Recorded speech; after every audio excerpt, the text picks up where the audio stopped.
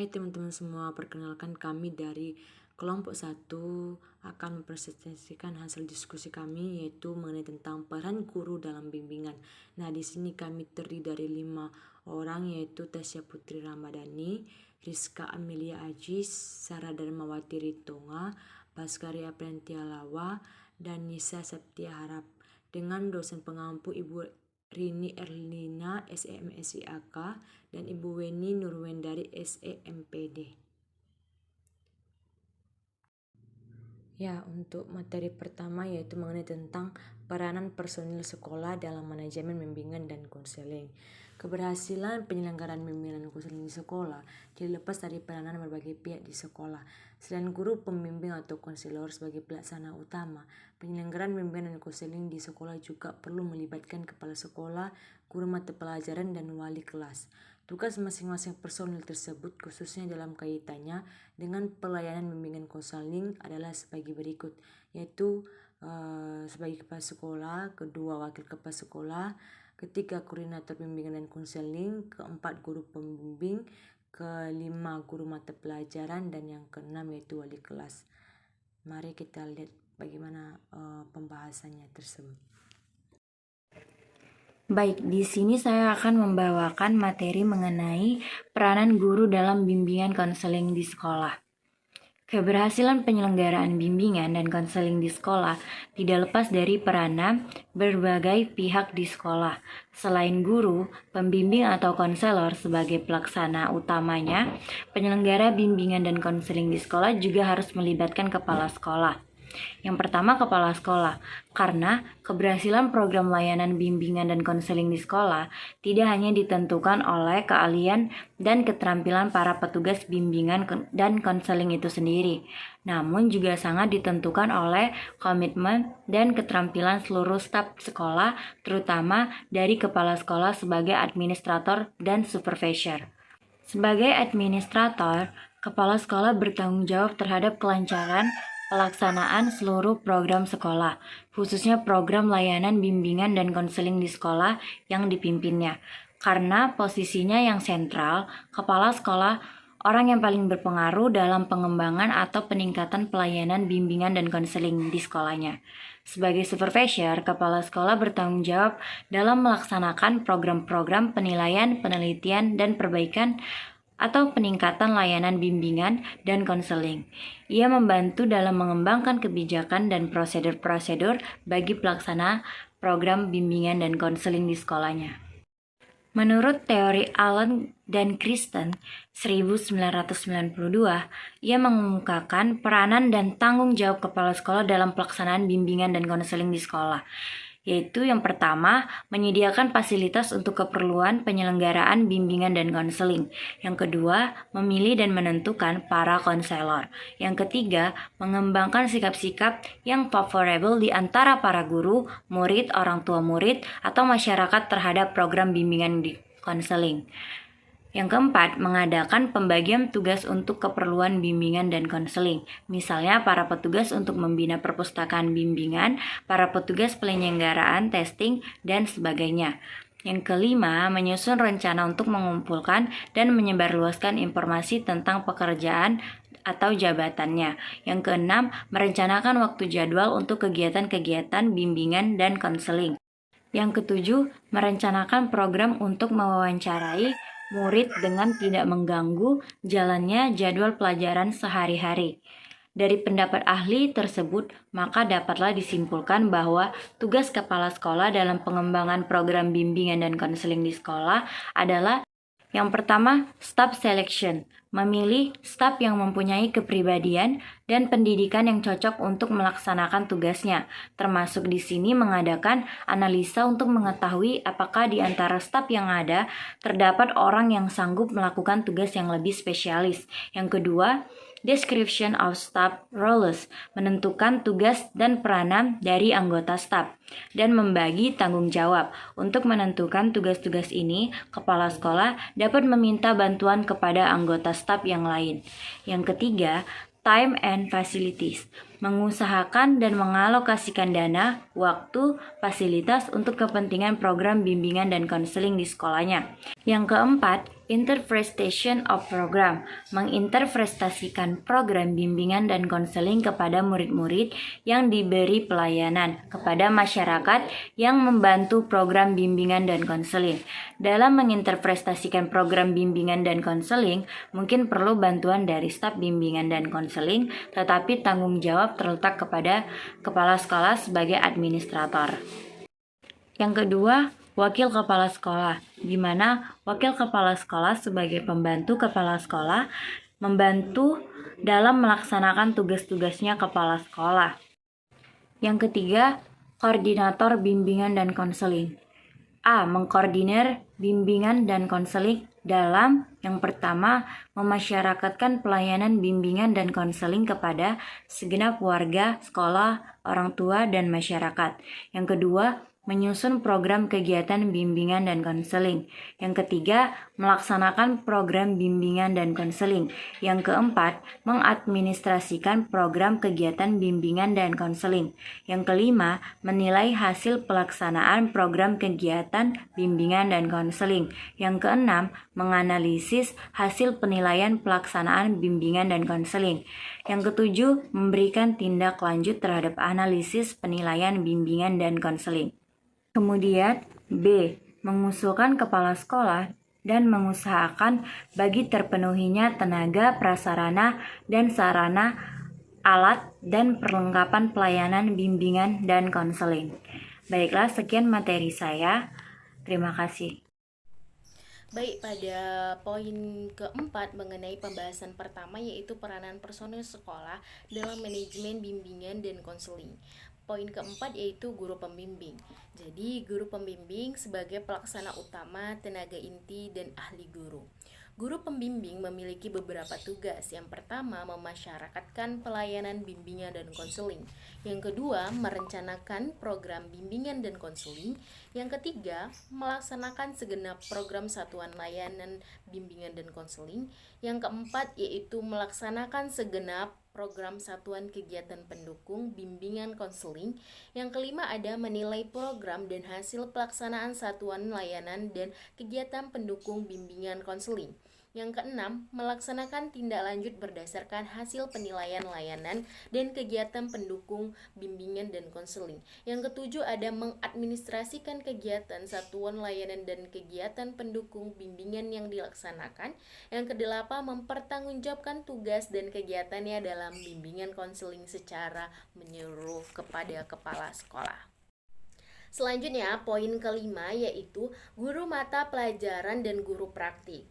Jadi di sekolah, tugas dan tanggung jawab utama guru adalah melaksanakan kegiatan pembelajaran siswa. Dalam konteks organisasi, layanan bimbingan dan konseling di sekolah, peran dan kontribusi guru sangat diharapkan guna kepentingan efektivitas dan efisiensi pelayanan bimbingan dan konseling di sekolah. Menurut Praitno 2003, memerinci peran, tugas, dan tanggung jawab guru-guru mata pelajaran dalam bimbingan dan konseling yaitu yang pertama, membantu konselor mengidentifikasi siswa-siswa yang memerlukan layanan bimbingan dan konseling serta mengumpulkan data tentang siswa-siswa tersebut. Yang kedua, membantu memasyarakatkan pelayanan bimbingan dan konseling kepada siswa. Yang ketiga, mengalihtangankan siswa yang memerlukan pelayanan bimbingan dan konseling kepada konselor. Yang keempat, menerima siswa alih tangan dari konselor, yaitu siswa yang menuntut konselor memerlukan pelayanan khusus seperti pengajaran ataupun latihan perbaikan dan program pengayaan. Kemudian selanjutnya membantu mengembangkan suasana kelas, hubungan guru siswa, dan hubungan siswa-siswa yang menunjang pelaksanaan pelayanan pembimbingan dan konseling. Kemudian ada memberikan kesempatan dan kemudahan kepada siswa yang memerlukan layanan maupun kegiatan bimbingan dan konseling untuk mengikuti ataupun menjalankan layanan maupun kegiatan yang dimaksudkan itu. Kemudian ada berpartisipasi dalam kegiatan khusus penanganan masalah siswa seperti konferensi kasus. Yang terakhir yaitu membantu mengumpulkan informasi yang diperlukan dalam rangka penilaian pelayanan bimbingan dan konseling serta upaya tindak lanjut. Selanjutnya pada poin ke-6 yaitu wali kelas. Jadi, wali kelas itu sebagai pengelola kelas tertentu dalam pelayanan bimbingan dan konseling yang mempunyai peranan yang pertama membantu guru pembimbing melaksanakan tugas-tugasnya, khususnya di kelas yang menjadi tanggung jawabnya.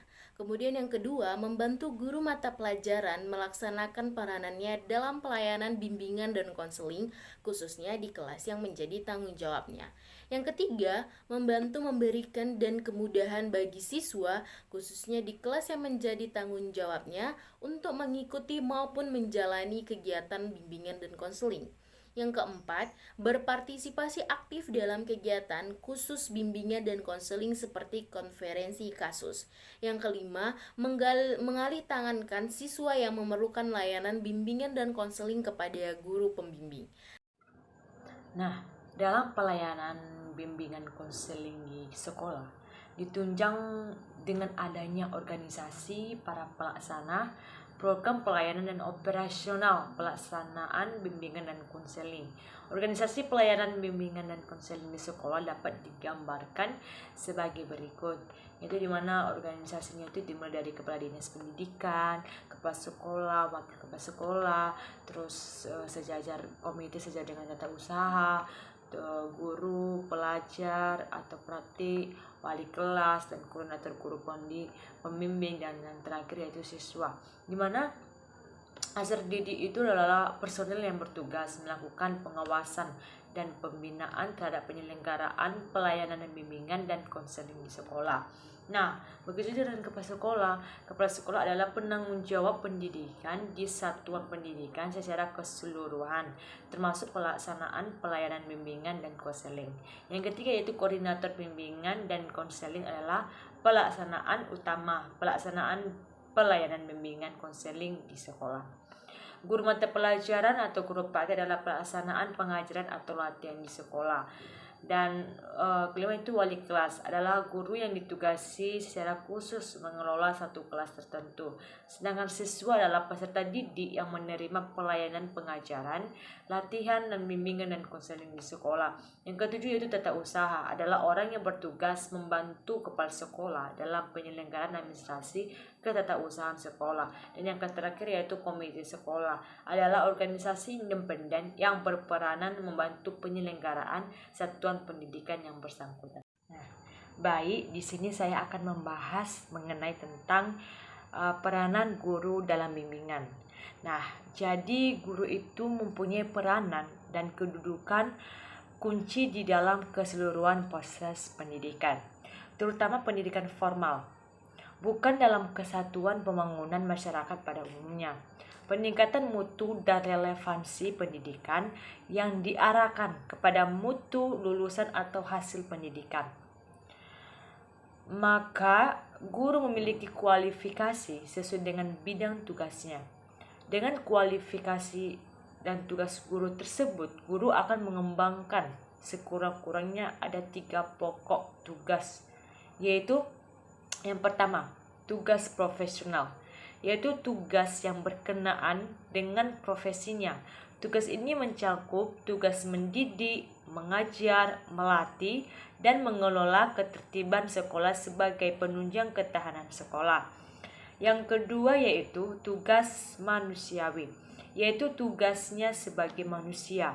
Di dalam hal ini, guru itu bertugas untuk mewujudkan dirinya, melakukan auto pengertian untuk dapat menempatkan dirinya di dalam keseluruhan kemanusiaan sesuai dengan martabat manusia. Yang ketiga yaitu tugas kemasyarakatan, yaitu tugas guru sebagai anggota masyarakat dan warga negara yang baik sesuai dengan kaidah-kaidah yang terdapat dalam Pancasila, Undang-Undang Dasar 1945. Dalam hal ini, guru berfungsi sebagai perancang masa depan dan penggerak kemajuan. Ada beberapa syarat juga bagi seorang guru dalam mengembangkan perilaku siswa yang sehat serta tingkah laku. Di antaranya yaitu yang pertama, memiliki mental yang sehat. Nah, dan yang kedua yaitu menguasai cara-cara untuk menghindari pengaruh negatif terhadap siswa, terutama menyingkirkan pengaruh negatif dari masa kanak-kanak yang mungkin ditularkan kepada siswa secara tidak sadar. Oke, materi guru dan peranannya. Guru yang dianggap baik ialah mereka yang berhasil dalam memerankan peranan-peranan itu dengan sebaik-baiknya.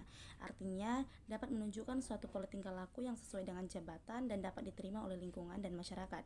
Maka disimpulkan peranan guru diantaranya yang pertama, guru sebagai mediator kebudayaan. Dalam peranan ini, guru merupakan seorang perantara di dalam suatu proses pewarisan kebudayaan. Dalam peranannya sebagai mediator kebudayaan, maka seorang guru harus sanggup memberikan, mengajarkan, dan membimbing berbagai ilmu pengetahuan, keterampilan, dan sikap kepada murid-muridnya. Guru tersebut harus menguasai berbagai aspek kebudayaan dengan sebaik-baiknya, karena guru merupakan cerminan dari kemajuan dan perkembangan kebudayaan. Lalu yang kedua, ada guru sebagai pembimbing. Dalam tugas pokoknya yaitu mendidik, guru harus membantu agar anak-anak mencapai kedewasaan secara optimal. Artinya kedewasaan yang sempurna sesuai dengan norma dan sesuai pula dengan kodrat yang dimilikinya.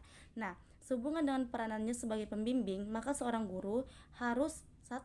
Mengumpulkan data tentang murid. Yang kedua, mengamati tingkah laku murid dalam situasi sehari-hari. 3. Mengenal murid-murid yang memerlukan bantuan khusus. 4. Mengadakan pertemuan atau hubungan dan orang tua murid, baik secara individual maupun secara kelompok, untuk memperoleh saling pengertian dalam pendidikan anak. 5. Bekerja sama dengan masyarakat dan lembaga-lembaga lainnya untuk membantu memecahkan masalah murid. 6. Membuat catatan pribadi murid serta menyiapkan dengan baik. 7. Menyelenggarakan bimbingan kelompok ataupun individual. 8. Bekerja sama dengan petugas-petugas bimbingan lainnya untuk membantu memecahkan masalah murid-muridnya. 9. Bersama-sama dengan bertugas bimbingan lainnya menyusun program bimbingan sekolah. 10. Meneliti kemajuan murid baik di sekolah maupun di luar sekolah. Selanjutnya, saya akan membawakan materi tentang guru sebagai penegak disiplin. Dalam peranan ini, guru harus menegakkan suatu disiplin baik di dalam kelas maupun di luar kelas. Guru harus menjadi teladan bagi terlaksananya suatu disiplin. Juga guru harus membimbing murid agar menjadi warga sekolah dan masyarakat yang disiplin. Yang kelima yaitu guru sebagai administrator dan manajer kelas. Sebagai administrator, tugas seorang guru harus dapat menyelenggarakan program pendidikan dengan sebaik-baiknya. Guru harus mengambil bagian dalam perencanaan kegiatan pendidikan, mengatur dan menyusun berbagai aspek dalam pendidikan, mengarahkan kegiatan-kegiatan dalam pendidikan, melaksanakan segala rencana dan kebijaksanaan pendidikan, merencanakan dan menyusun biaya dan mengawasi serta menilai kegiatan-kegiatan pendidikan. Yang keenam yaitu guru sebagai anggota suatu profesi. Pekerjaan guru sebagai suatu profesi berarti bahwa guru merupakan seorang yang ahli. Sebagai anggota suatu profesi, maka guru harus memiliki pengetahuan, kecakapan, dan keterampilan tertentu, yaitu keterampilan keguruan. Kemampuan untuk membimbing murid merupakan salah satu aspek keterampilan profesi guru. Di samping itu, seorang guru harus menunjukkan, mempertahankan, serta mengembangkan keahliannya. Sedangkan menurut Sadirman tahun 2001 halaman 142 menyatakan bahwa ada 9 peranan guru dalam kegiatan bimbingan konseling, yaitu 1. Informator. Guru diharapkan sebagai pelaksana cara mengajar informatif, laboratorium, studi lapangan, dan sumber informasi kegiatan akademik maupun umum. Yang kedua, organisator. Guru sebagai pengelola kegiatan akademik, silabus, jadwal pelajaran, dan lain-lain. Yang ketiga, motivator. Di sini guru harus mampu merangsang dan memberikan dorongan serta reinforcement untuk mendimanisalkan potensi siswa, menumbuhkan swadaya atau aktivitas dan daya cipta atau kreativitas sehingga akan terjadi dinamika di dalam proses belajar mengajar. Yang keempat yaitu direktor. Guru harus dapat membimbing dan mengarahkan kegiatan belajar siswa sesuai dengan tujuan yang dicita-citakan. Yang kelima ada inisiator. Guru sebagai pencetus ide dalam proses belajar mengajar. Yang keenam, transmitter. Guru sebagai penyebar kebijakan dalam pendidikan dan pengetahuan. Yang ketujuh ada fasilitator. Fasilitator, guru akan memberikan fasilitas atau kemudahan dalam proses belajar mengajar. Yang ke-8 ada mediator, guru sebagai penengah dalam kegiatan belajar siswa. Yang ke-9 ada evaluator, guru mempunyai otoritas untuk menilai prestasi anak didik dalam bidang akademik maupun tingkah laku sosialnya, sehingga dapat menentukan bagaimana anak didiknya berhasil atau tidak. Baik, sampailah kita di akhir pada presentasi kami, di mana yang dapat kami tarik kesimpulan yaitu yang pertama, setiap personil sekolah yang terdiri atas kepala sekolah, wakil kepala sekolah, koordinator bimbingan dan konseling, guru pembimbing, guru mata pelajaran, dan guru praktik serta wali kelas mempunyai peran dan fungsi masing-masing dalam bimbingan dan konseling di sekolah. Kedua yaitu perlunya bimbingan dan konseling di sekolah karena berhubungan erat dengan pencapaian tujuan pendidikan nasional. Yang ketiga, kegiatan BK dalam kurikulum berbasis kompetensi. Kerangka kerja layanan BK dikembangkan dalam suatu program BK yang dijabarkan dalam 4 kegiatan utama, yakni layanan dasar bimbingan, layanan responsif, layanan perencanaan individual, dan dukungan sistem. Dan yang keempat yaitu peran guru mata pelajaran dalam pelaksanaan bimbingan dan konseling adalah terletak pada kekuatan intensitas hubungan interpersonal antara guru dengan siswa yang dibimbingnya.